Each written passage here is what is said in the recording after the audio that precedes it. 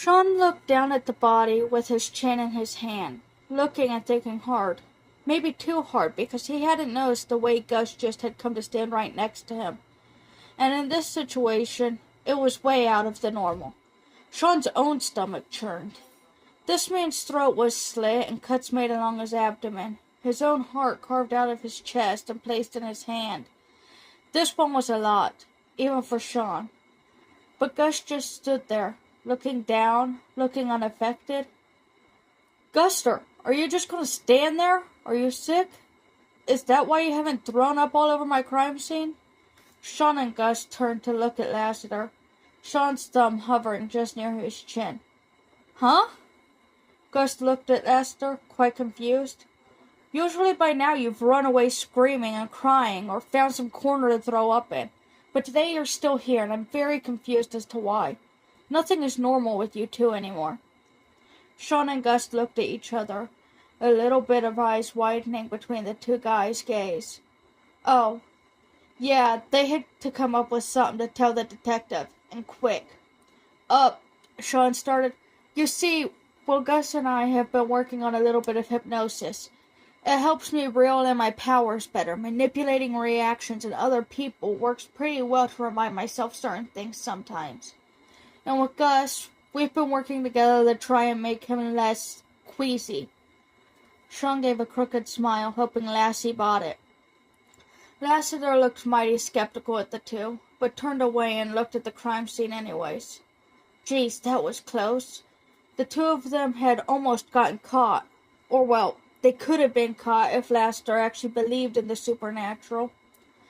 Sean has recently figured out that he's actually a real psychic, and there's nothing he can do to reverse it. Nearly dying enough times means it's pretty much a given. You fight with the Reaper enough times and he might let you see and hear the dead. As some sort of punishment. Like it's the only way he can get to you. And that's how Sean saw it anyways. He's had awkward run-ins with death since his first heart surgery. And in the exact same circumstances in which having to figure out that he was really psychic, he had to figure out that Gus was now and forever, until he died, a vampire. Luckily, Gus was turned by a handling or whatever.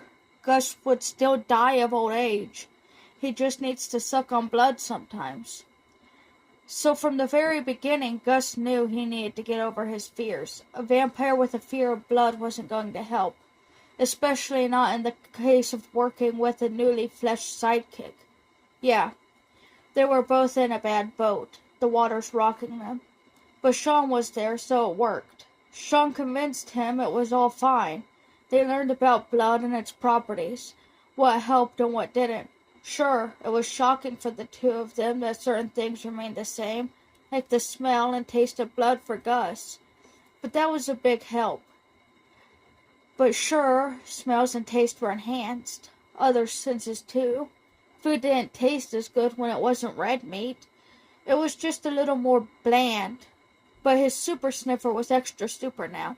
And the craziest detail of all, he was basically Sean's personal doctor. Differences in the heat, beat, or taste of blood, whatever was up with Sean, Gus knew. And that seemed to work across the board, because Sean regularly knew what was up with Gus, thanks psychicisms or something. But neither Sean nor Gus had realized that the change would be such a big deal, or that it would be this distressing. Sean and Gus left the crime scene trying to keep their cool. It was fairly open and shut from what Sean had seen. He didn't think that Lassiter or O'Hara would need any extra help in figuring out the answer. Besides, they needed to figure out exactly what to do with the lie they had just made up on the spot. They would need to make up a rule of some sort. Not even the most exposed detective or crime solver can be completely unfazed by it in every time. Something will always get to you. The two just needed to find a balance in how Gus reacts now, so they headed to their favorite restaurant as of late. In all of mythology irony, it was an Italian place, and Gus always insisted Sean get extra garlic. Well, you remember that day that started everything, I'm sure. Gus pointed the soul shaker at his best friend. Some soul spilled out, and he pressed his lips together, putting it back down.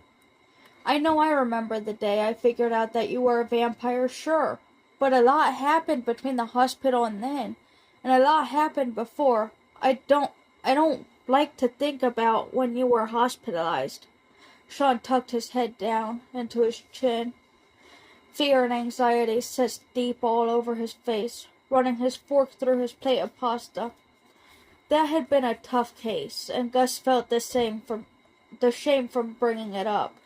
He could just hear Sean's heart from here, racing, jumping inside of Sean's chest. Gus knew Sean inside and out now. He always was thinking about the other man's heart from their research. Most vampires and psychics have a rather tumultuous relationship. But Sean and Gus defy so many normals already. Eat your food. You know it's good for you. It's garlic. And tomatoes and pasta. Just seems kind of funny seeing as you're all vamp now, doesn't it? Like, mess with my blood? Gus raised his eyebrow. He's surprised Sean hadn't asked this question yet. It's been nearly 3 weeks since it happened in the first place, but at the same time he was not surprised Sean doesn't know the benefits of garlic. It's an anticoagulant. Means it prevents your blood from clotting, which is actually good. Yeah, well, why don't you need it to feed? Like, not a lot. You do sometimes. But it's only like once a week. You just eat beef a little more now. I just need things higher in iron. Being a vampire is like a weird iron deficiency. But the reason I don't need your blood as often is probably just because of healthcare and stuff now. When the myths and stories of vampires first started, most people were poor and thin and unhealthy. They died at 40 or younger. But now people today can provide for themselves and maintain typically healthier weights and live longer. So I just need less nutrients from you now, because you constantly provide extra amounts of the nutrients I need. Aw, you're like a little flower and I'm the sunshine, Sean cooed, tilting his head and taking a bite of his twirled spaghetti when Gus cracked a smile. Gus finally gave way to the laugh that had been building up. It was such an undeniably Sean thing to say.